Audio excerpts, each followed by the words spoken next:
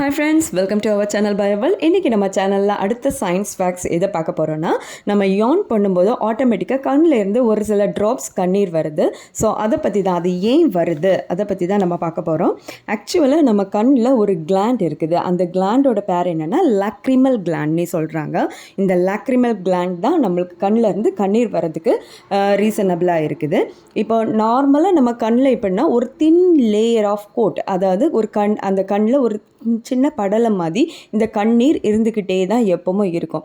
இது எதுக்காக இது அந்த கண்ணீர் படலம் அப்படி அந்த தின் ஃப்ளேம் கோட்டடாக இருக்குதுன்னு பார்த்தீங்கன்னா, இது நம்மளோட இந்த டியர்ஸ் தான் நம்மளோட கண்ணை லூப்ரிகேட் பண்ணுறதுக்கும், இன்னொன்று நம்ம கண்ணில் ஏதாவது ஒரு டஸ்ட் உள்ளே போச்சுன்னா அதை ஈஸியாக வாஷ் அவுட் பண்ணுறதுக்கும் இந்த டியர்ஸ் தான் நம்மளுக்கு யூஸ்ஃபுல்லாக இருக்குது. அதனால தான் அது எப்போவுமே ஒரு தின் கோட்டை நம்ம கண்ணில் இருக்குது.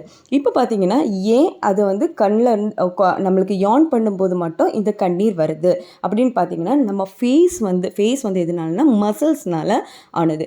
இப்போ நம்ம யான் பண்ணும்போது இந்த மசில்ஸ் எல்லாம் ரொம்ப டைட்டன் ஆகும். இப்போ டைட்டன் ஆகும்போது இந்த மசில்ஸ் டைட்டன் ஆகுறதுனால நம்ம ஆட்டோமேட்டிக்காக நம்ம கண்ணு க்ளோஸ் ஆகும். அப்படி க்ளோஸ் ஆகும்போது இந்த லாக்ரிமல் டக்ட், அந்த லாக்ரிமல் கிளாண்ட்னு சொல்லக்கூடிய அந்த டக்ட் க்ளோஸ் ஆகும். அதுவும் க்ளோஸ் ஆகும், ஷட் ஆகும்.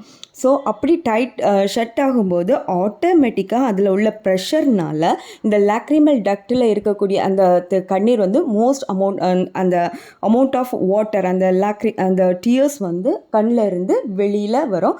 அதுவும் 1 or 2 drops அப்படி தான் நம்மளுக்கு வெளியே வரும். இதனால தான் நம்ம யான் பண்ணும்போது கண்ணில் இருந்து கண்ணீர் வர்றதுக்கு ரீசன். தேங்க்யூ ஃபார் வாட்சிங்.